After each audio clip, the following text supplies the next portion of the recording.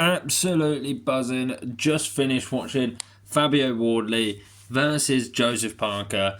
Wow, wow, wow. What a fight.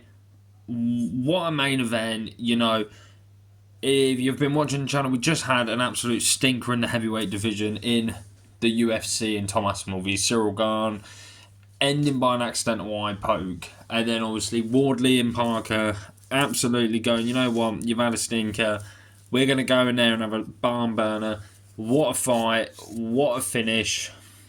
Fabio Wardley gets it done in the 11th round and by TKO. And I'm kind of speechless, Joseph Parker being on the running as of Martin Piccoli, Zhilei Zhang, Deontay Wilder. Realistically, he was deserving of the title shot. But then Usyk being out at the minute, Parker was like, I want to stay active.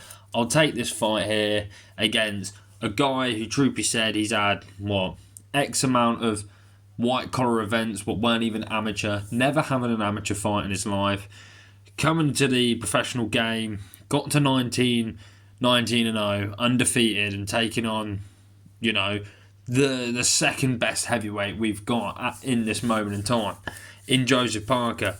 And Wardley's resume, is good, but is nowhere near as good as Parker's resume. And obviously, last time out, Justice Hooney was battering Fabio Wardley until Wardley got the finish. But Wardley dug in there, round 11, and was like, you know what, I've got to go for it. He's got the power, starts whipping bombs at Joseph Parker. At the end of the 10th round, he slightly hurt Parker. And then in the 11th, he was like, I've got to go for it now. And he did. You could argue that it was an early stoppage, to be fair. I'm not going to lie, as much as I'm happy Fabio Wardley won, being British, Wardley's British, we root for our guys. You also cannot deny, you could argue it was an early stoppage, Parker was thrown back.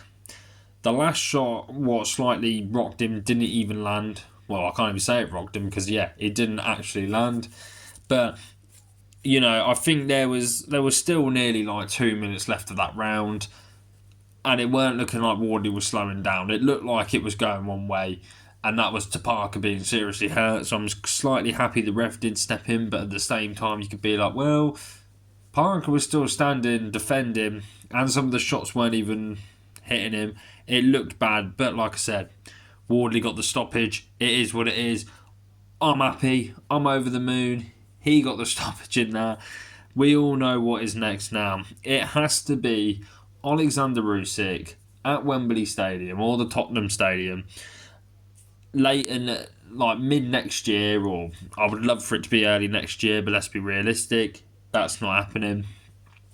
Wardley is now technically the second best heavyweight.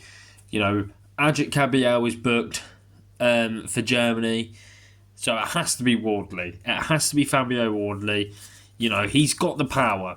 People weren't excited for Parker v Usyk, and I don't blame people for not, but I think people can get behind Usyk v Wardley in the fact of no matter wherever in the fight, if it's the first round to the 12th round, Wardley's dangerous. He's got that knockout power. He's got that touch. He's got that one-punch touch where you're either going to get seriously hurt or you're going to get the lights shut off.